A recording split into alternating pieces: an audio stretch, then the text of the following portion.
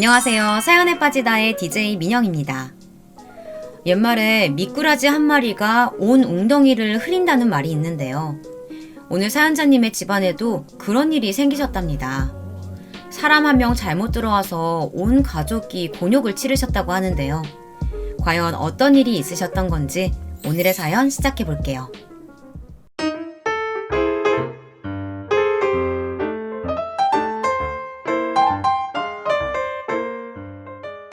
안녕하세요. 저는 이제 칠순을 막 지난 할머니입니다. 제가 최근에 아주 속이 상하다 못해 문드러지는 일이 있어서 도저히 참을 수가 없어서 사연까지 보내게 됐습니다. 저는 남편 없이 혼자 아들 둘을 키웠어요. 남편은 둘째 아들이 태어나고 돌이 막 지났을 때 일하던 현장에 불이 나서 사고로 죽어버렸습니다. 평생 고생만 하고 산 남편 인생도 너무 불쌍하고 제 팔자도 너무 불쌍해서 하늘만 원망했습니다. 왜 하필 제게 이런 일이 생긴 걸까 싶어서 허망하기만 했죠.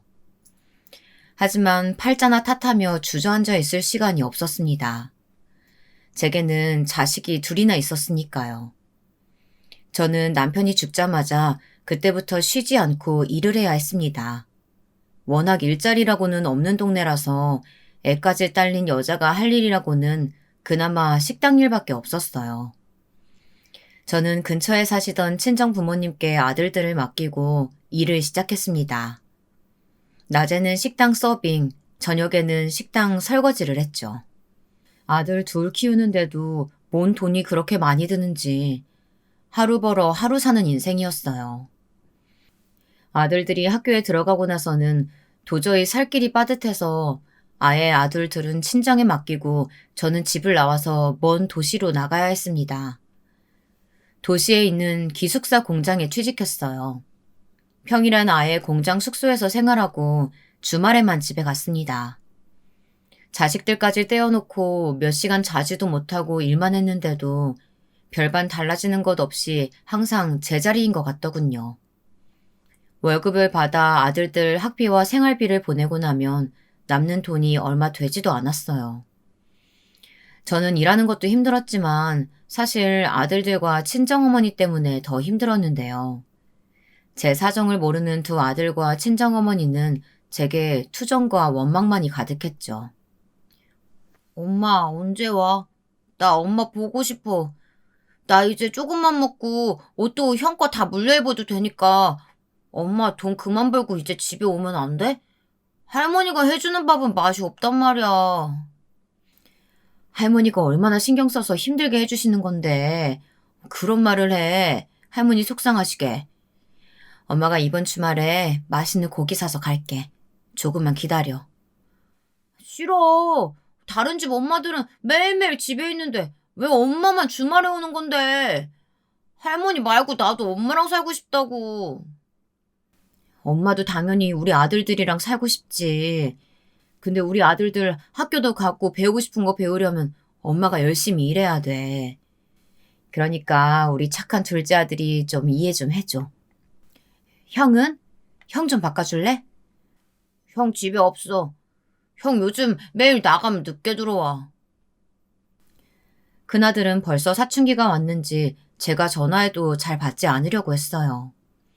집에 없는 날도 허다했고요. 거기다 작은 아들은 나이가 어리다 보니 제가 전화만 하면 매일 집에 오라고 투정을 부렸어요.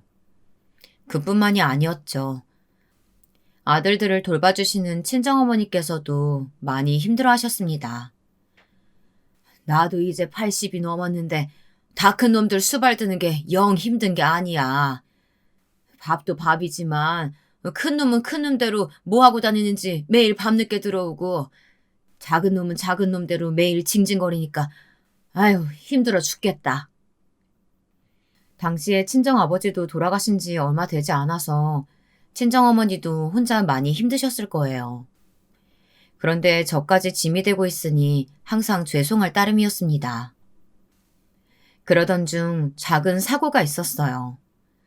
그나들이 학교에서 친구와 크게 다퉈서 저희 친정엄마가 학교까지 불려갔습니다. 그런데도 해결이 안 됐는지 제게 연락이 왔더라고요. 제 아들에게 맞은 아이가 많이 다쳐서 병원에까지 입원했다고요. 저는 너무 놀라서 그날은 공장에 이야기하고 바로 집으로 왔습니다. 그리고 제 아들이 때렸다는 아이가 있는 병원부터 갔어요. 그런데 아이 얼굴이 정말 말이 아니더라고요. 죄송합니다. 우리 애가 원래 겁이 많아서 개미 한 마리도 못 잡는 앤데 도대체 왜 이러는지 모르겠네요. 겁이 많아서 개미 한 마리 못 잡는다고요? 도대체 언제적 얘기를 하시는 거예요? 애들 서너 살 때 얘기하시는 거예요? 아무리 엄마가 바빠서 아들들이랑 멀리 떨어져 산다고 해도 그렇지. 자기 자식에 대해 너무 모르시는 거 아니에요? 제 아들에게 맞았다는 아이의 엄마는 저를 무책임한 엄마 취급했습니다. 제가 제 아들에 대해 아는 것도 없으면서 뭘 안다고 아는 척 하느냐는 식이었죠. 하지만 제가 뭐 할 말이 있겠나요? 다 맞는 말인걸요. 아줌마 아들, 학교에서 깡패로 소문 자자해요. 애들 패고 다닌 게 한두 번이 아니라고요. 그럴 때마다 선생님들이 부모 모셔오라고 하면 매일 80 다 된 할머니가 학교에 왔으니 애가 할머니 말을 들을 턱이 있어요? 점점 더 어긋나는 거지. 그 아이 엄마의 말이 제 아들이 지금까지 학교에서 때린 아이들 숫자가 안 맞은 애들보다 많을 거랍니다. 그 정도로 제 큰아들이 깡패라네요. 툭하면 애들을 때리고 다녔대요. 같은 부모로서 충고 하나만 할게요. 정신 차리세요. 난 내 아들 이렇게 만든 거 절대 용서 못해요. 고소할 거니까 그런 줄 아세요. 저는 정말 몰랐습니다. 친정엄마가 학교에서 연락이 와서 다녀온 적이 있다고 하셨지만 큰아들이 이렇게까지 사고를 치고 다니는 줄은 몰랐습니다. 이게 다 제 잘못이었어요. 남한테 저런 소리를 들어도 쌌어요.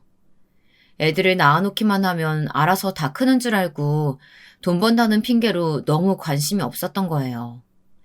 맛있는 거나 사주고 깨끗한 옷만 사주면 부모 노릇이 끝난 줄 알고 있었던 거죠. 저는 그 자리에서 바로 무릎을 꿇었습니다. 그리고 진심을 다해 사죄했습니다. 제가 아들을 잘못 키운 탓이니 다 제 잘못이라고요. 앞으로 다신 이런 일 없게 할 테니 제발 한 번만 봐달라고 사정사정을 했습니다. 다행히 고소까지는 막을 수 있었지만 문제는 그런 게 아니었어요. 제 큰아들이 그 정도로 망가지고 있었는지 몰랐던 제 불찰이었죠. 이건 아니다 싶었습니다. 누구 하나 행복한 사람 없이 다 힘든 이 상황을 제가 정리해야 할 것 같았어요. 저는 큰맘 먹고 하던 일을 다 그만두고 친정엄마가 계신 고향으로 내려갔습니다. 그리고는 아들들 옆에서 제가 할 수 있는 일이 무엇일까 찾았습니다. 사실 제가 옛날부터 만두 빚는 것 하나는 자신이 있었어요. 저희 시댁에 대대로 내려오는 만두소 양념이 있었는데 그 맛이 아주 기가 막혔거든요. 처음 시집가서 명절날 만두를 몇백 개씩 빚었는데 시댁 어른들이 인정하실 만큼 제가 예쁘게 잘 빚었거든요. 저는 확신이 들자마자 바로 밀어붙이기로 했습니다. 아들들이 다니던 학교 근처에 작은 시장이 있었는데 그 시장 안 귀퉁이에 만두집을 열었어요. 가게라고 하기도 민망할 정도로 작은 3평도 안 되는 작은 공간에서 의자만 하나 놓고 시작했어요. 의자에 앉아 하루 종일 만두만 빚었죠. 그래도 제 생각이 틀리지는 않았어요. 제 말대로 제가 만두 빚는 재주가 타고났는지 장사는 시작하자마자 잘 되더라고요. 메뉴는 동그란 고기만두 한 가지였는데 시어머니에게 배운 특제 만두소로 만들어서 반응이 좋았습니다. 그렇게 몇 년을 열심히 아들들을 챙기며 장사만 하며 지냈어요. 장사는 정말 숨 돌릴 틈 없이 잘 됐습니다. 정말 시간 가는 줄 모르고 바쁘게 살았죠. 시장 구석자리에 3평이었던 만두집은 어느새 시장 중앙으로 옮겨 20평까지 커졌습니다. 메뉴도 고기만두뿐만이 아니라 김치만두와 찐빵까지 추가해 팔았어요. 테이블도 몇 개 놨더니 앉아서 드시는 분들도 생기고 포장해가는 손님들도 더 많아졌어요. 어느새 제 만두가 입소문이 났다면서 서울에서 여행 온 관광객들이 사 먹으러 오기도 하더라고요. 그맘때쯤 경사가 하나 더 있었는데요. 그렇게 속을 썩이던 큰아들이 대학에 합격했습니다. 그것도 서울에 있는 4년제 대학을 말이죠. 저는 너무 좋아서 시장 한복판에서 춤도 출 수 있을 것 같았습니다. 그런데 사람 사는 게 참 이상하더라고요.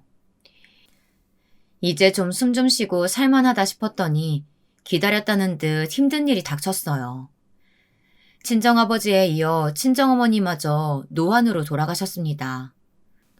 물론 연세도 많으셨으니 언젠간 일어날 일이라고 마음의 준비를 하고 있었지만 남편이 죽고 나서 내내 의지해왔던 어머니가 돌아가시니 많이 힘들더라고요. 몸속 장기 하나가 사라진 것처럼 가슴이 뻥 뚫린 것만 같았어요. 슬퍼도 어쩌겠어요. 다 큰 장성한 아들이 둘이나 있는데 또 살아야죠. 제가 과부가 된 이후 한 가지 배운 게 있습니다. 세상에 가족만한 게 없다는 건 말이죠. 아무리 힘들고 아파도 가족끼리 똘똘 뭉쳐있으면 뭐든 헤쳐나갈 수 있다고 확신했습니다. 그리고 어머니께서 제게 남기신 선물이 있었는데요. 어머니마저 돌아가시고 나면 남편도 없이 애들 키우며 살 제가 걱정되셨는지 살던 집과 집 앞에 작은 땅을 제게 남기셨더라고요. 역시 가족만한 게 없다고 생각했습니다. 저는 어머니도 돌아가시고 이제 정말 아들 둘과 저 셋뿐이었으니 더는 가족들과 헤어지고 싶지 않았어요. 그래서 하던 만둣집을 정리하고 큰아들을 위해 함께 서울로 올라가기로 했습니다.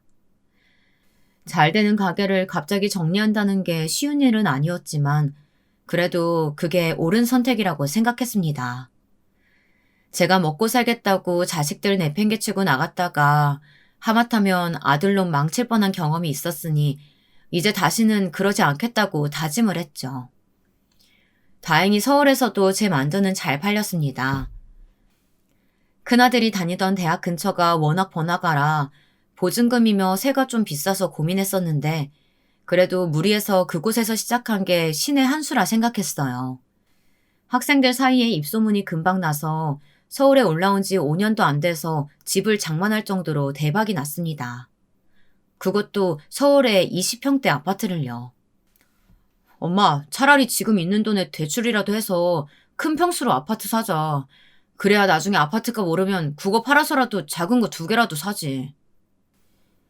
아들들은 무조건 큰 게 좋다면서 무리해서라도 큰 평수로 가자고 했지만 저는 반대했어요. 저는 다 계획이 있었거든요. 이 20평대 아파트는 서울에서 제가 장사하는 동안 아들들 장가가기 전까지 지낼 집이었어요. 지금부터 버는 돈은 모두 다 저축해서 두 아들 장가갈 때 아파트 하나씩 사주겠다고 약속했죠. 엄마 만두가 맛있어서 장사가 잘 되기는 하지만 이 비싼 땅에 아파트를 어떻게 또 사? 그것도 2채를. 그때까지만 해도 아들들은 제 말이 농담인 줄 알고 웃어넘겼습니다. 큰아들은 심지어 제게 나중에 후회할 거라고까지 했습니다. 엄마는 한다면 하는 사람이야. 두고 봐. 엄마가 보란 듯이 너희 둘 다 서울에 아파트 하나씩 장만해 줄 테니까. 아들들은 믿지 못하는 눈치였지만 저는 자신 있었습니다. 그 이후 몇 년 되지 않아 제가 계획한 대로 됐습니다. 아파트 값이 오른 것보다 돈을 훨씬 더 벌었어요. 이렇게 말하면 제 자랑 같지만 사실 제가 제안 하나를 받았거든요. 제 가게로 양복을 곱게 차려입은 사람들이 찾아왔더군요. 제 만두가 어디까지 입소문이 났는지 글쎄 큰 공장까지 가지고 있는 유명한 회사에서 제 레시피를 사고 싶다고 했어요. 처음엔 저도 아들들에게 말도 안 하고 그냥 그 자리에서 거절했죠. 그래도 이 만두가 우리 아들들 대학까지 보내준 고마운 만두인데 돈 몇 푼에 팔아버린다는 건 아니라고 생각했거든요. 그런데 얼마 뒤 또 찾아와서는 저희 가게에 이름을 붙여서 냉동으로 만들어 상품화해 팔면 어떠냐고 다시 제안을 하더라고요. 그러면 제가 장사도 계속할 수 있고 오히려 시중에 팔리게 되면 홍보 효과도 있어서 가게까지 직접 찾아오는 손님들도 많을 거라고요. 듣다 보니 그럴싸한 것 같았습니다. 그리고 생각보다 돈도 많이 주더라고요. 그 돈이면 아파트까지는 아니어도 작은 빌라 한 채는 우리 아들 앞으로 해줄 수 있겠다 싶었습니다. 그리고 만두가 잘 팔리면 제게 별도로 돈도 준다고 하니 솔깃했죠. 저는 곧바로 계약했습니다. 그리고 소위 말하는 대박이 난 거죠. 저는 아들들과의 약속을 지켰습니다. 아들 둘 다 장가가기도 전에 이미 아파트 한 채씩 다 해줬어요. 빚 하나 없이 말이죠. 저는 어미로서 자식들에게 제가 해줄 일은 다 끝났다고 생각했어요. 이제는 가게를 씌워도 고정적으로 들어오는 돈도 있는 데다가 가게도 자리가 잡혀서 제가 매일 가게에 나가지 않아도 알아서 운영되니 노후를 편안하게 즐기자 싶었습니다. 제가 경제적으로 여유가 생기니 자식들 얼굴도 활짝 피고 일도 술술 잘 풀리더군요. 큰아들은 결혼했고 둘째 아들은 공무원 시험에 합격했습니다. 저는 이제 바랄 것 없이 좋았습니다. 이대로만 간다면 나중에 하늘나라에 가서 남편을 만나도 내가 얼마나 잘 살았는지 봐라. 당신 없이도 이렇게 아들 둘을 잘 키웠다 자랑할 심산이었죠. 그런데 제 착각이었습니다. 사람 하나 집에 새로 들어오니 또 달라지더군요. 첫째 부부는 둘 다 대기업에 다녔어요. 회사에서 만나 연애해서 결혼했죠. 워낙 좋은 회사라 당연히 정년 다 채울 줄 알았는데 글쎄 어느 날 갑자기 큰아들과 큰며느리가 둘 다 회사를 그만뒀어요. 그러더니 어느 날 제게 찾아와서는 제 가게를 물려받겠다고 하더라고요. 저는 선뜻 허락해줄 수 없었습니다. 자식들이 물려받겠다고 하면 고마울 일이지 왜 싫으냐고요. 사실 제가 이미 한 번 아들한테 부탁한 적이 있었어요. 제가 몇십 년 동안 하루도 빠짐없이 매일 앉아서 만두를 만들며 살다 보니 허리 디스크가 아주 고질병이에요. 한번 아프기 시작하면 서 있는 것도 힘들 정도로 아프거든요. 병원에서는 디스크 수술을 권했어요. 아무래도 이대로는 평상시대로 생활하기도 힘들 텐데 매일 만두까지 빚는 건 무리일 거라고 하더라고요. 그래서 그맘때 큰아들 부부에게 가게를 맡겨볼까 싶었습니다. 둘째 아들은 공무원이 된 지 얼마 안 됐을 때였는데 장남 부부에게 맡기는 게 낫겠다 싶었죠. 그런데 제가 잘못 이야기했나 싶을 정도로 민망했어요. 아들도 아들이었지만 며느리가 아주 정색을 하더라고요. 뭐 사실 큰며느리는 결혼하면서부터 계속 직장에 다녔고 손주들도 사돈댁에서 봐주셨으니 살림도 할 줄 모르는 애였어요. 우리 집에 와서도 설거지 한번 한 적이 없는 애였거든요. 사실 요즘 세상에 맏며느리니 그런 게 어디 있습니까? 다들 먹고 살기 바쁘니 그냥 그러려니 했어요. 여러모로 제 마음에 쏙 드는 며느리는 아니었지만 제 아들과 둘이 다투지 않고 잘 살면 그만이지 이렇게 생각하고 포기한 지 오래였습니다. 그런데 이건 좀 달랐어요. 제 인생의 절반을 바쳐온 만두집을 이어서 해보겠냐고 물은 것인데 아주 대놓고 싫어하더라고요. 어머니, 저 4년제 대학 나와서 꼬박 공부해서 취직 준비해서 지금 다니는 회사까지 들어간 거예요. 그런데 저더러 만두가게를 하라니요. 그건 말도 안 되죠. 며느리의 반응만 놓고 보면 제가 무슨 말실수라도 했나 싶었습니다. 며느리가 저렇게 학을 떼고 싫어할 줄은 몰랐거든요. 아무리 며느리라도 그렇지 지금 자기들이 사는 아파트며 타는 차까지 다 그 만두가 사준 건데 전혀 고마운 줄을 모르는 것 같았어요. 하긴 남의 자식한테 말해봐야 뭐 하겠습니까. 제 아들놈도 똑같은걸요. 그래 엄마. 그리고 나는 어릴 때부터 만두 가게에서 살다시피 해서 그런지 만두 찌는 냄새만 맡아도 구역질 나. 난 만두 장사는 절대 못해. 아이고 잘났다 잘났어. 이 만두 아니었으면 너 서울도 못 올라오고 대학도 못 갔어. 고마운 줄도 모르고 어디서 그런 싸가지 없는 소리를 해. 그때 너무 서운해서 그 이후엔 제가 아프고 힘들어도 아들한테 얘기도 안 했어요. 그리고 어차피 가게도 자리를 잡아서 가게의 직원들이 제가 없어도 워낙 잘하고 있었거든요. 그런데 갑자기 이제 와서 가게를 물려달라뇨.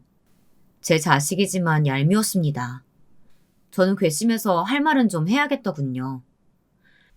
그 대단한 4년대 대학까지 나오고 어려운 취직 공부까지 해서 들어간 회사도 몇 년 다녀보니까 별거 없나 보네? 하긴 회사가 아무리 좋아봐야 월급쟁인데 위에서 시키는 대로 하다가 나이 차면 나와야 되잖아. 쫓겨나기 전에 내 발로 나오는 게 낫지. 저야 회사 생활이 더 좋죠. 그런데 어머니 이제 연세도 많으시고 혼자 매일 무거운 거 들고 왔다 갔다 하시는 거 너무 고생이시잖아요. 그래도 명색이 저희가 맏아들 맏며느리인데 어머님 도와드려야죠. 말은 참 잘한다 싶었습니다.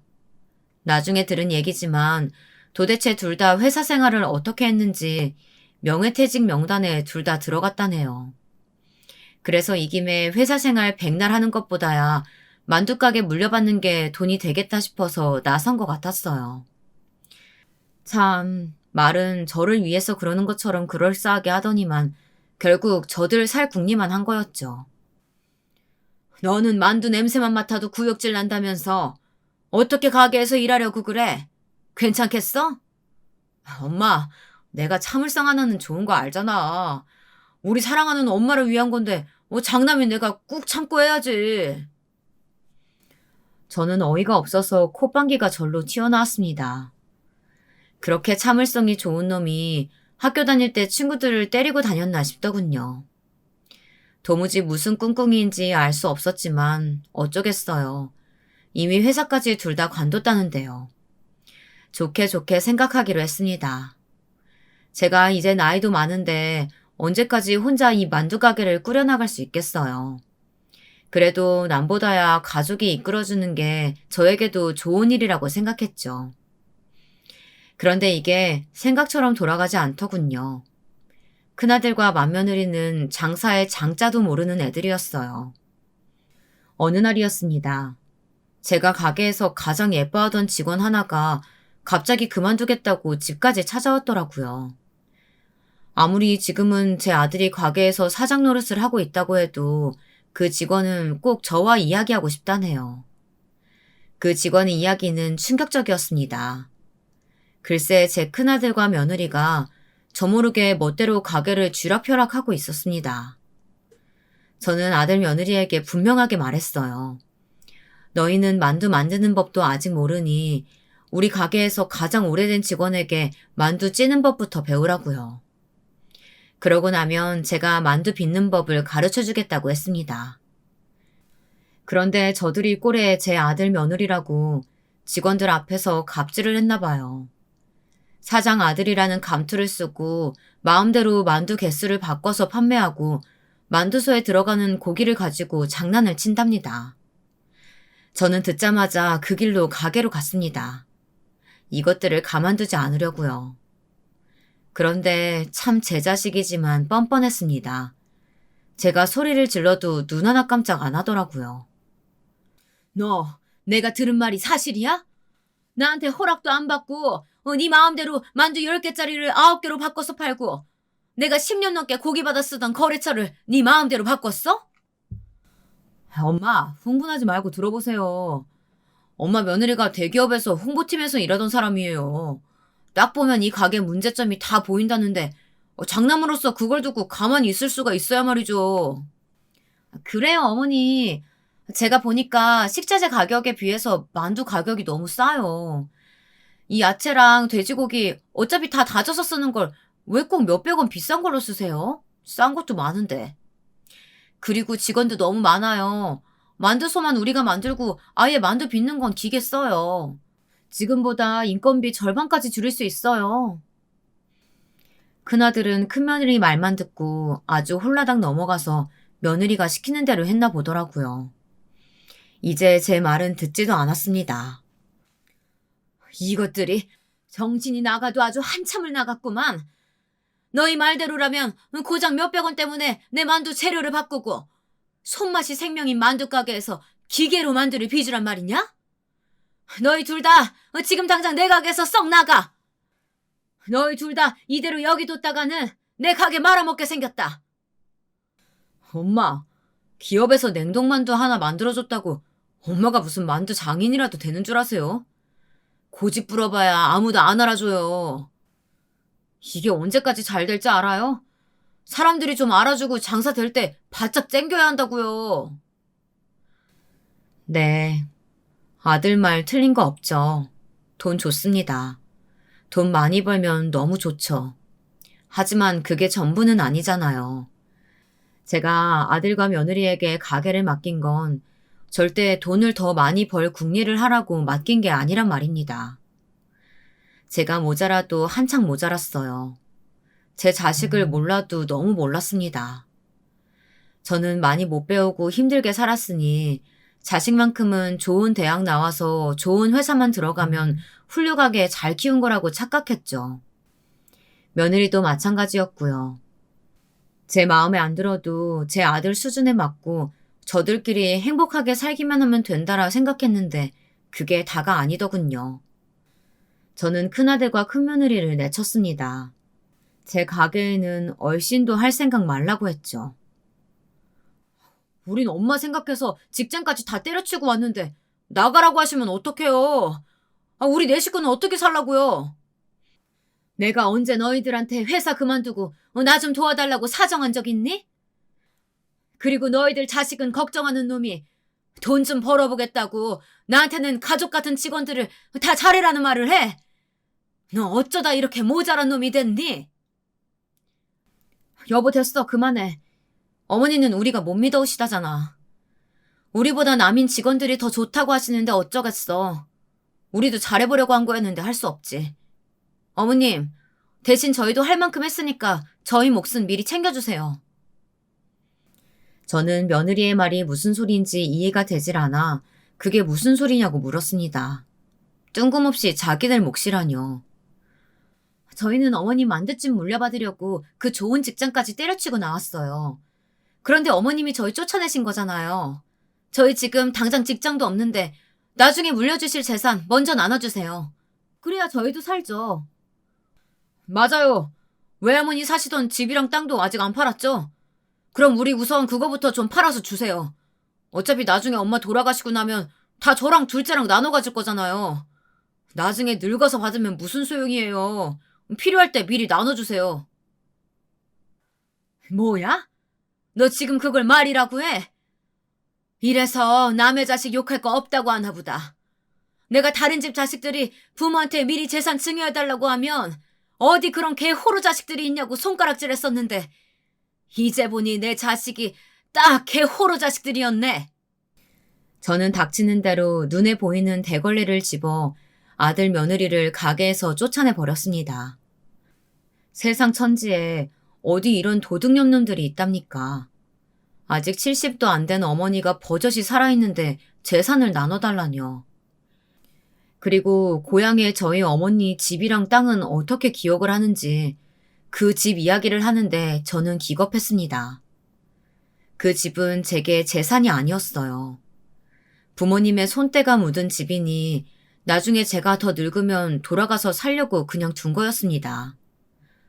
그곳에 저희 어머니 아버지가 잠들어 계시니 저도 그곳에 묻힐 생각이었거든요.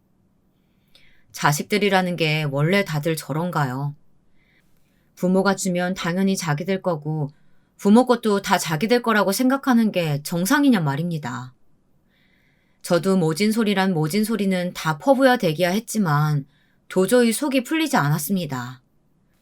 며느리년이 못돼 처먹었으면 아들놈이라도 정신이 온전해야 하는데 이건 뭐 둘 다 저지경이니 앞으로 집안꼴이 어떻게 될지 걱정이었습니다. 그런데 사람이라는 게 참 죽으런 법은 없나 봅니다. 장가 생각은 아예 없는 줄 알았던 둘째 아들이 며느리감을 데리고 왔더라고요. 거기다가 둘째 며느리는 의대생이었어요. 원래는 약대에 갔다가 중간에 전공을 바꾸게 되어 뒤늦게 의대에 다니고 있다고 하더라고요. 첫째 며느리에게 그렇게 당하고도 저는 아직 정신을 못 차렸는지 둘째 아들이 데려온 의대생 며느리를 보고는 또 마냥 좋았습니다. 애가 참 보면 볼수록 괜찮더라고요. 나이가 30이 다 될 때까지 사회생활이라곤 안 하고 공부만 했으니 세상 물정이라곤 모를 줄 알았는데 그렇지가 않더군요. 집안 형편이 좋지 않아 내내 아르바이트를 쉬지 않고 하면서 공부를 했다고 하더라고요. 아르바이트 경험이 많아서 그런지 성격도 똑부러지고 서글서글했습니다. 큰며느리와는 딴판인 게 딱 마음에 들었습니다. 그런데 하필이면 둘째 며느리가 지방병원으로 가게 돼서 결혼하자마자 둘째 아들 부부는 주말 부부로 살아야 했어요. 둘째 며느리는 대학병원에서 인턴 생활을 하고 있었거든요. 아시죠? 저는 가족은 절대 떨어져 지내면 안 된다고 생각하는 사람이었어요. 그래서 웬만하면 둘째 아들네가 붙어 살았으면 했죠. 그래서 둘째 며느리가 서울 병원으로 옮기든 둘째 아들이 지방으로 옮기든 할 수 없나 은근슬쩍 물어봤는데 둘 다 그게 쉽지 않은가 보더라고요. 어머니, 저도 결혼하자마자 오빠랑 떨어져 살게 돼서 너무 속상해요. 그래도 오히려 쉬는 날만 기다렸다가 만나게 되면 매일 연애하듯이 살 수 있어서 더 좋을 것 같아요. 둘째 며느리는 얼굴만큼이나 말도 참 예쁘게 했습니다. 그리고 제가 걱정할 필요가 없었던 게 애가 속이 참 깊더라고요.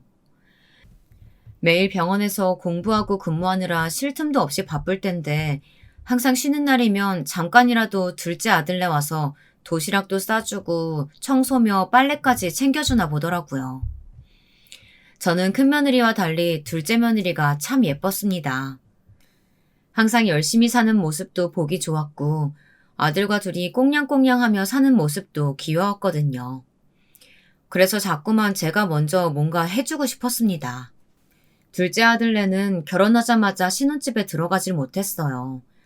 아들은 구청 근처에 자기가 얻은 작은 오피스텔에 살고 있었고 둘째 며느리는 지방병원 기숙사에 살았으니 제가 사준 아파트는 전세를 주고 있었거든요.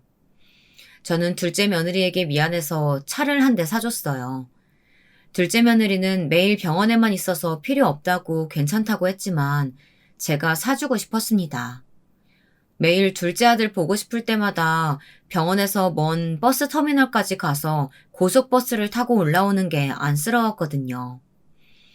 둘째 며느리에게 차를 사줄 때 큰며느리는 난리가 났었어요. 왜 둘째만 차를 사주냐고요. 저는 기가 막혀서 큰며느리에게 한 소리 했습니다. 애가 워낙 생각이 없는 거는 알고 있었지만 그래도 집안의 윗사람이 도대체 왜 저러나 싶어서요. 그리고 사실 큰며느리는 제게 할 말이 없는 게 지금까지 제게 야금야금 뺏어간 돈이 한두 푼이 아니었거든요. 애미야, 네가 그런 말할 군번은 아니지 않니? 우리 큰 손주 피아노에 작은 손주 영어에 재능 있다고 해서 내가 지금까지 애들 교육비 지원해준 게 다 얼마야? 거기다가 애미 동생, 사돈총각 결혼할 때 상황 좋지 않다고 해서 내가 원래 둘째 주려고 했던 아파트도 싸게 전세 내줬잖아. 네, 그랬어요. 둘째 아들 결혼 전에 사돈총각 여자친구가 임신을 해서 급하게 결혼을 하게 됐는데 하필이면 비트코인으로 돈을 다 날려버려서 집도 못 구하고 큰아들네 집에 들어와 살아야 할지도 모른다고 해서 제가 둘째 아들 앞으로 해준 아파트를 들어가게 살게 해줬거든요. 그것도 사실 말이 전세지 거의 거저나 다름없이 싸게 내줬어요. 큰며느리가 예쁘진 않았어도 걔가 어릴 때부터 부모 없이 혼자 크느라 마음이 쓰이는 건 어쩔 수 없었습니다. 그래도 저렇게 티나게 욕심부리는 건 보기 싫었어요. 큰며느리는 제게 받을 수 있는 건 다 받아갔으면서 이제 막 시집온 둘째 며느리한테 뭘 그렇게 샘부리나 싶었습니다. 애가 어릴 때부터 부모 없이 악착같이 살아서 그런가 싶다가도 어떨 때 보면 참 밉살 맞더라고요. 그리고 참 저희 큰아들이랑 큰며느리는 결국은 제 만두가게로 돌아오긴 왔어요. 사실 저는 절대 받아줄 생각은 없었는데 큰아들 부부는 도저히 방법이 없었는지 제게 그렇게 막말을 퍼붓고 가서는 뻔뻔스럽게도 다시 찾아와 사정을 하더라고요. 만두집을 물려받고 싶다고요. 저는 못 이기는 척 그냥 받아줬습니다. 미워도 어쩌겠어요. 제 자식인데. 저는 큰아들 큰며느리에게 만두 찌는 법부터 다시 가르쳐 줬습니다. 이번엔 제가 직접 가르쳤어요. 그래도 정신을 좀 차리기는 했는지 제 앞에서는 제 비위를 맞추는 신용이라도 하더군요. 그렇게 해서 나중에는 큰아들 큰며느리에게 따로 분점을 내줬어요. 여기저기 찾아와 분점을 내게 해달라는 사람들이 꽤 있었지만 저는 그럴 때마다 거절했거든요. 내 자식 하나 관리하기도 힘든데 생판 모르는 사람을 어떻게 믿고 제가 가장 아끼는 만두집을 맡기겠나 싶어서요. 사실 지금도 큰아들이 잘할 수 있을까 걱정이 되기도 하지만 아들이 몇 번이나 자기를 믿어달라고 했으니 한 번 더 믿어주기로 했습니다. 큰며느리도 마찬가지였고요. 어머니, 저희 믿어주세요. 저희 예전하고는 달라요. 저희도 자식들 건사하고 살려면 어머니한테 잘 보여야죠. 그러니까 저희 많이 예뻐해 주세요. 믿고 안 믿고는 너희 하기에 달렸지. 돈 조금 아끼겠다고 재료 안 좋은 거 쓰거나 레시피 마음대로 바꾸면 바로 분점 닫아버릴 거니까 그렇게들 알아. 저는 이제야 좀 한시름 놓나 보다 했습니다. 아들들도 이제 다들 가정도 꾸려서 자리를 잡아서 알아서 잘 살겠거니 했죠. 그런데 이게 무슨 일인지 모르겠습니다. 참 하늘도 무심하세요. 제가 좀 살만해 보이면 그게 또 약이 오르시는지 항상 곧바로 불행을 하나 던져주시더라고요. 둘째 아들 며느리가 어느 날 갑자기 가게로 찾아왔어요. 그리고는 믿기지 않는 소리를 했습니다. 저희 이혼해요. 아직 혼인신고도 안 해서 사실 정리할 것도 없지만 어머니에게는 말씀드려야 할 것 같아서요. 이게 무슨 소리야? 결혼한 지 얼마나 됐다고 이혼이라니? 세아가, 우리 아들이 뭐 잘못했어? 갑자기 이혼이라니? 제 말에 둘째 며느리는 대답도 없이 울기만 했습니다. 둘째 아들은 단호하기만 했어요. 둘째 아들과 며느리 둘 사이가 얼마나 좋았는지 제가 다 아는데 갑자기 이게 무슨 일인지 모르겠더라고요. 저는 도대체 왜 그러냐고 몇 번을 물었지만 아들도 며느리도 제게 이유를 알려주지 않았어요. 둘째 아들은 이혼하고 말았습니다. 그래도 결혼한 지 1년이 다 되어 가는데 같이 살았던 집도 없고 혼인신고도 안 했으니 헤어져도 정리할 게 아무것도 없더라고요. 저는 마음이 너무 안 좋았어요. 둘째 아들이 이혼했다는 것도 속상했지만 더는 둘째 며느리를 볼 수 없다는 게 슬프더군요. 그때 알겠더라고요. 제가 둘째 며느리를 진심으로 좋아했었다는 사실을 말이죠. 둘째 며느리는 굳이 제가 사준 차를 돌려주겠다고 했지만 저는 받지 않았습니다. 그래도 지난 1년 동안 며느리와 시어머니로 지냈는데 그 정도는 줄 수 있다고 생각했어요. 그렇게 부질없이 시간만 흘렀습니다. 어느새 저는 이제 누가 봐도 그냥 할머니가 되어버렸어요. 마음만은 아직 청춘이었는데 겉은 쭈글쭈글 할머니가 다 되었죠. 늙은 것도 서러워 죽겠는데 몸까지 아팠습니다. 젊을 때부터 고질병이었던 허리 디스크가 결국은 터져서 수술을 해야 했습니다. 저는 원래 참 혼자서 뭐든 잘하는 사람이었어요. 70 다 될 때까지 아파도 아들들이나 며느리한테 병원 한번 같이 가자고 말해본 적이 없었죠. 그런데 저도 이제 늙었는지 몸이 아프니 마음도 약해지더군요. 아들들한테 허리 디스크 수술 이야기를 꺼냈을 때 아들들이 알아서 병원도 좀 알아봐주고 수술하게 되면 그 이후엔 어떻게 해야 할지 좀 상의해줬으면 좋겠더라고요. 제가 아무리 혼자 알아서 뭐든 잘한다고 해도 사실 허리 디스크 수술은 하면 당분간 혼자 지내는 건 힘들 테니 자식들이 좀 알아서 먼저 이야기해줬으면 좋겠다 싶었죠. 그런데 웬일인지 큰며느리가 생각지도 못한 소리를 하더군요. 디스크 수술하고 퇴원하시면 자기네 집으로 오라고요. 저는 괜히 하는 소리겠거니 했습니다.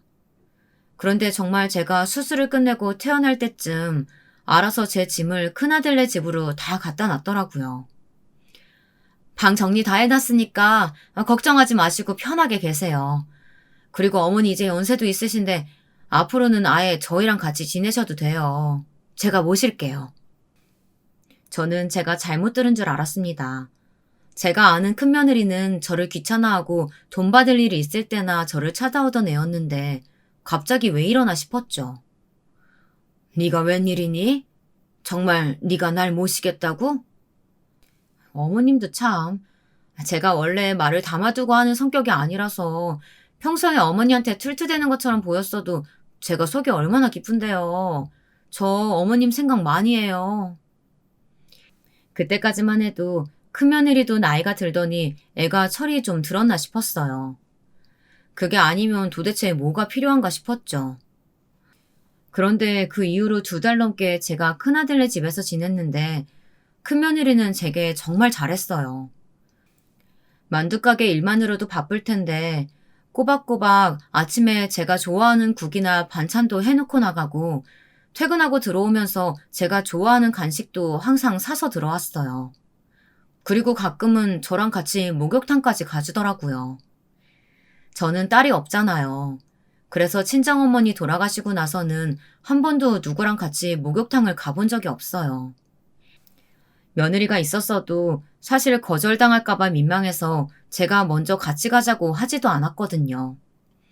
그런데 며느리가 먼저 같이 가자고 말해주니 참 고마웠습니다. 저는 지금까지 제가 큰며느리에 대해 잘못 생각했나 싶을 정도로 같이 지내는 동안 제게 참 잘했어요. 이래서 나이 들면 자식들이랑 같이 살고 싶어지는 거구나 싶더라고요. 아들 며느리의 손주들까지 매일 복작이며 같이 밥 먹고 텔레비전이나 보는 평범한 일상이 큰아들네 집에 오고 나서부터는 특별하게 느껴지더라고요. 그러던 중 제 칠순 생일이 얼마 남지 않은 주말이었어요. 사실 둘째 아들은 계속 칠순 기념으로 여행을 가자고 했지만 제가 거절했어요. 만두가게가 버젓이 2개나 있는데 어떻게 가게를 몽땅 비워두고 며칠이나 놀러 가겠나 싶어서요. 그래도 큰며느리가 그냥 지나치기는 아쉽다면서 좋은 식당을 예약해뒀다고 가자고 하더라고요. 저는 신이 나서 따라 나섰죠. 요즘은 큰며느리가 제 마음을 제일 잘하는 것 같았어요. 아들들보다 훨씬 낫다 싶었죠. 아이고, 이렇게 좋은 호텔밥은 태어나서 처음 먹어본다. 우리 손주들이랑 둘째 아들도 왔으면 좋았을걸. 그러게요. 애들 시험 끝나고 서방님 연수 끝나고 오시면 한번 다 같이 와요. 마침 손주들은 다 시험 기간이라 공부하러 가고 둘째 아들은 멀리 연수를 가서 큰아들 며느리와 저 셋이서만 생일 파티를 호텔에서 간단하게 했어요. 그런데 제 느낌인진 모르겠지만 밥 먹는 내내 큰아들 얼굴이 안 좋아 보이더라고요. 저는 걱정이 돼서 왜 그러냐고 몇 번이나 물었지만 큰아들은 그냥 속이 안 좋아서 그렇다고만 하더라고요. 그런데 그게 큰아들의 마음이 안 좋아서 그런 거였어요. 하나밖에 없는 어미 버릴 생각에 마음이 무겁긴 했던 거죠. 이게 다 무슨 소리냐고요? 네, 제가 현대판 고려장을 당했습니다. 이제 고작 70인 제가 자식들에게 버려졌다고요.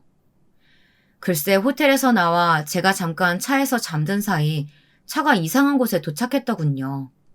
사방이 다 산으로 둘러싸인 웬 병원 건물 앞에 와 있었어요. 아이고, 집에 안 가고 여기가 어디냐? 엄마, 여기 이상한 데 아니고 그냥 병원이야. 그러니까 치료 잘 받으시고 꼭 좋아지셔야 돼요. 내가 금방 데리러 올게. 뭐야, 병원이라니. 내가 갑자기 무슨 병원에 가라는 얘기야? 그때 갑자기 차 뒷좌석 문이 열리더니 웬 하얀 간호사복을 입은 남자들 둘이 저를 양쪽에서 잡고 건물 안으로 들어갔습니다. 뒤에서는 아들이 저를 안쓰럽게 부르는 소리가 들렸어요. 저는 아들에게 왜 이러느냐고 여기 가고 싶지 않다고 소리소리를 질렀습니다. 그런데 그때였어요. 아들 옆에 조용히 서 있던 큰며느리의 얼굴을 보자마자 저는 온몸에 소름이 끼쳤습니다. 글쎄 저를 보고 씩 웃고 있더라고요. 그 순간 알았죠. 이게 다 큰며느리의 작당짓이었다는 걸 말입니다. 네, 이상하다 싶었어요. 큰며느리가 아무 이유 없이 제게 잘했을 리 없습니다. 분명 무슨 꿍꿍이가 있었을 거라고 생각했어요. 제가 들어간 건물은 정신병원이었습니다. 병원에 들어가자마자 저는 핸드폰을 빼앗기고 옷도 갈아입혀졌습니다. 무슨 죄수복같이 생긴 환자복을 입었어요. 그리고 간호사들은 제게 약을 먹였습니다. 그 약이 도대체 뭔진 몰라도 저는 먹자마자 몇 날 며칠인지 모를 정도로 긴 시간 동안 맥을 못 차리고 잠만 자다 일어나고 또 자다가를 반복했습니다. 도저히 정신을 못 차리겠더라고요. 그러다가 시간이 얼마나 지났는지 며칠 후에야 정신이 들었습니다. 산책할 수 있다길래 저는 바로 나갔죠. 저는 산책로를 거느리면서 어떻게든 이곳을 벗어나 보려고 했지만 방법이 없었습니다. 제발 그 망할 년놈들 지옥에 떨어지게 해주세요. 어딜 가든 간호사들 눈을 피할 수는 없었어요. 저는 매일 산책하며 탈출할 방법을 궁리하며 마음속으로 빌었습니다. 하지만 다들 아시죠? 제가 그렇게까지 팔자가 더러운 년은 아닙니다. 고난이 있으면 꼭 헤쳐나갈 운빨은 있는 사람이었어요. 호랑이 굴에 들어가도 정신만 바짝 차리면 사는 거니까요. 저는 병원 안을 들쑤시며 돌아다녔습니다. 그러다가 우연히 익숙한 얼굴을 발견했습니다. 바로 제 둘째 며느리였어요. 제 둘째 아들과 몇 년 전 이혼한 며느리가 거기 있더라고요. 그전에도 정신과에 가고 싶다고 그렇게 말을 하더니 마침 이 병원에 있었습니다. 운명이다 싶었어요. 저는 간신히 간호사들 눈을 피해 둘째 며느리에게 달려가 가운을 붙잡았습니다. 둘째 며느리도 처음엔 제 행색을 보고는 못 알아보더라고요. 어머니, 어머니가 왜 여기 계세요? 어디 많이 안 좋으신 거예요? 저를 알아본 둘째 며느리는 저를 보자마자 놀라서 눈물을 쏟았습니다. 제가 도대체 왜 여기 있느냐고요. 저는 자초지종을 이야기했습니다. 제가 얼마나 끔찍한 일을 당했는지 말이죠. 그러다 둘째 며느리는 곧바로 제 차트를 확인해줬어요. 그런데 놀랍게도 저는 중증 공황장애로 진단받아 보호자의 동의하에 강제 입원이 된 거라네요. 저는 기가 막히고 코가 막혀서 말문이 막히고 말았습니다. 그 흔한 고소공포증도 없는 제게 공황장애라뇨. 이게 병원에 형님이 보낸 동영상이에요. 이걸 병원에 보여주면서 꼭 입원을 시켜달라고 했다네요. 둘째 며느리가 병원에서 구해온 동영상은 놀라웠습니다. 동영상 속 인물은 제가 맞았어요. 제가 얼마 전에 디스크 수술을 받고 퇴원할 때 도저히 걷기가 힘들어서 계단이나 엘리베이터에서 자주 주저앉았었는데 그 CCTV 영상을 편집해서 교묘하게 만들었더라고요. 제가 좁은 공간에서 너무 힘들어하면서 헐떡거리는 것처럼 보이게 말이죠. 그뿐만이 아니었습니다.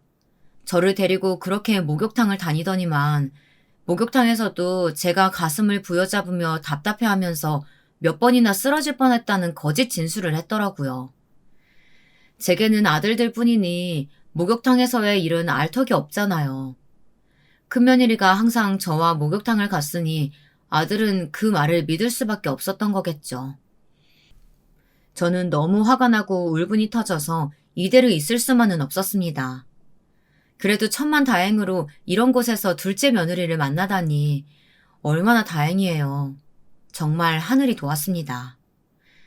둘째 며느리는 바로 저희 둘째 아들에게 전화를 해줬어요. 아들이 일 때문에 장기간 연수에 가서 아마 제가 이렇게 된지도 몰랐을 거예요. 다행히 둘째 아들은 연락을 받고 곧바로 저를 데리러 왔습니다. 그렇게 저는 정신병원에서 나올 수 있었죠. 그런데 아직 더 놀랄 일이 남아 있었어요. 알고 보니 둘째 아들과 며느리를 이혼시킨 게 첫째 며느리였더군요. 정말 세상 천지에 어디 저런 미친년이 제 며느리가 됐는지 모르겠습니다. 둘째 아들과 며느리가 이혼한 이유를 저는 모르고 있었는데 둘째 아들은 며느리가 바람을 피운 걸로 알고 있더군요. 누군가 아들이 다니는 구청에 민원글을 올렸답니다. 구청 직원 아내가 대학병원 의사인데 그 여자 의사가 유부남 의사를 만나고 있다면서 말도 안 되는 글을 올린 거예요. 글쓴이가 그 유부남 의사의 아내라면서 말이죠. 그 구청에 아내가 의사인 사람은 우리 둘째 아들밖에 없었으니 소문은 삽시간에 퍼졌답니다. 안 그래도 주말 부부인 두 사람이었으니 다들 말도 안 되는 소리를 믿을 수밖에 없었죠. 둘째 며느리는 아니라고 둘째 아들에게 계속해서 이야기했지만 둘째 아들에게 유부남 아내라는 사람이 사진까지 보냈다네요. 둘째 며느리야 웬 남자가 며느리가 사는 기숙사에 같이 들어가는 사진 말이죠. 알고 보니 기숙사에 전기 수리를 하러 온 직원이었지만 당시에 증거가 없었으니 믿을 수 없었던 둘째 아들은 결국 이혼까지 한 거였어요. 그런데 이게 다 큰며느리 짓이랍니다. 둘째 며느리가 이혼하고 나서 나중에 알게 된 사실인데 둘째 아들이 다니던 구청 민원실에 글을 올린 아이디를 확인해봤더니 큰며느리 이름이었대요. 그때는 이미 이혼하고 시간이 많이 흐르기도 했고 서로 이혼하면서 받은 상처가 컸으니 둘째 며느리도 더는 생각하고 싶지 않아 잊고 살기로 했답니다. 그래서 사람들이라고는 없는 이 오지까지 내려와 일하고 있었던 거였어요. 그런데 실습원 병원에서 말도 안 되게 제가 떡하니 나타난 거죠. 이래서 사람은 절대 죄 짓고 살면 안 되는 거예요. 영원한 비밀은 세상에 없으니까요. 저와 둘째 아들 며느리는 큰며느리를 응징하기 위해 곧바로 집으로 찾아갔습니다. 엄마, 어떻게 나왔어요? 너 내가 말했잖아. 엄마 상태 안 좋아지셔서 내가 잠깐 병원에 입원시킨 거라고. 왜 또 모시고 나온 거야? 큰아들은 둘째에게 그냥 몸이 좀 안 좋아서 제가 입원한 걸로 이야기했나 보더라고요. 둘째 아들은 계속 연수 중이었으니 이런 일이 일어나고 있었는지는 전혀 몰랐던 거죠. 이런 모자란 새끼. 아주 여우 같은 년한테 홀려서 애미도 못 알아보는 호로 참놈의 새끼 같은 이라고. 이년 어딨어? 네 마누라 어딨냐고? 저는 큰아들에게 달려들어 머리끄댕이를 잡고 흔들었습니다. 아주 이 멍청한 자식을 그냥 이 시골 바닥에서 깡패짓이나 하게 둘 걸 그랬습니다. 이런 머리로 대학은 도대체 어떻게 들어가고 대기업은 또 어떻게 들어갔나 모르겠어요. 어머니, 어머, 동서까지 여기 웬일이야? 저와 둘째 며느리를 보자마자 큰며느리는 아주 눈동자가 금방이라도 굴러떨어질 것처럼 커졌습니다. 너 이년, 너 오늘 내 손에 죽어봐라. 어디서 이런 미친년이 들어와가지고 남의 집을 풍비박산 만들어. 어머님, 왜 이러세요? 여보, 서방님, 이것 봐요. 어머님 미쳤다니까요? 그래, 나 미쳤다. 어디 미친년 손에 한번 죽어볼래? 큰며느리는 제 손에서 벗어나려고 난리를 쳤지만 저는 오랜만에 아주 힘이 솟아올라서 절대 놓아주지 않았습니다. 이대로 큰며느리 머리털을 다 뽑아버려도 속이 안 풀릴 것 같았습니다. 나를 정신병원에 가두려고 한 것도 괘씸하지만 제 둘째 아들까지 이혼시킨 거 절대 용서할 수가 없었어요. 아들들은 간신히 저를 큰며느리에게서 떼어놓았습니다. 저도 우선 진정했어요. 그리고 차분히 이야기를 들어보기로 했죠. 그런데 들으면 들을수록 가관이었습니다.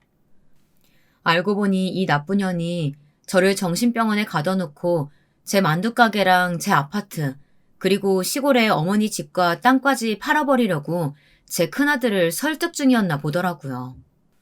워낙 욕심이 많은 년이니 돈은 그렇다 치고 그럼 도대체 왜 둘째 며느리를 모함했느냐고 물었습니다. 왜 멀쩡한 가정 이혼까지 시켰냐고요. 저도 처음부터 둘 사이 갈라놓으려고 한 건 아니에요. 처음엔 그냥 1년만, 딱 1년만 제 동생이 그 아파트에 더 살게 하려고 한 거였어요. 시작은 둘째 며느리가 서울로 올라와 둘째 아들과 함께 살게 되면 사돈총각이 사는 아파트를 빼줘야 했으니 우선 시간을 좀 벌려고 했답니다. 그런데 점점 저랑 둘째 며느리가 가까워지니 셈이 나고 더 욕심이 났답니다. 제가 둘째를 더 예뻐해서 있는 재산 다 둘째네한테 줄까봐 무서웠대요. 그래서 큰며느리는 둘째네 부부 사이를 떼어놓으려고 그런 거짓말까지 꾸민 거였어요. 그렇다고 멀쩡한 애를 유부남 의사나 꼬시고 다니는 애로 만든 것도 모자라서 멀쩡한 시어머니를 정신병자로 만들어? 너 정말 애가 얼마나 바닥인 거니? 여보, 이게 무슨 소리야? 당신이 다 꾸며낸 일이란 말이야? 설마 엄마 가게 팔려고 일부러 그런 거야? 막상 둘째 며느리를 내쫓고 나서 제가 나이 들고 몸도 안 좋아지자 며느리라고는 자기밖에 없으니 제가 큰며느리에게 불붙을까봐 걱정이 됐답니다. 그리고 만두가게에서 일하는 것도 너무 싫고 힘들었대요.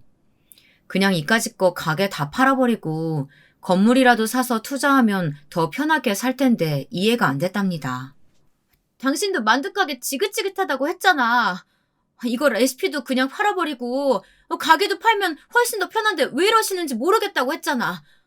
왜 다 남은 잘못한 것처럼 그래?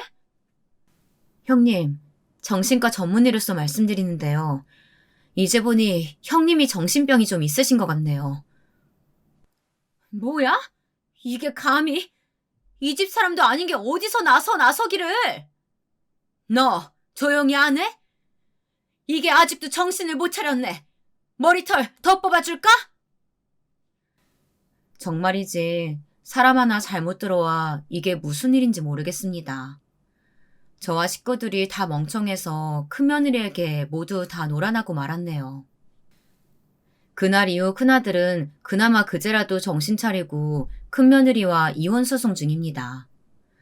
제가 큰며느리와 이혼 안 하면 재산이고 뭐고 하나도 안 준다고 했거든요. 그런데 큰며느리 년도 대단한 게 지가 잘못한 게 있는데도 양육권에 재산 분할까지 해달라고 하더라고요. 그래서 결국 소송까지 하고 있습니다. 그리고 그나마 한 가지 기쁜 소식이 있다면 둘째 아들과 둘째 며느리가 다시 만나고 있다는 겁니다. 그러고 보니 큰며느리가 하나 잘한 건 있네요. 제가 그 정신병원에 들어가지 않았다면 둘째 아들과 며느리가 다시 만날 수 없었을 테니까요. 저는 여전히 열심히 만두를 빚고 있습니다. 우여곡절이야 많은 인생이었지만 그래도 만두를 빚고 있을 때가 제게는 가장 행복한 순간이더라고요.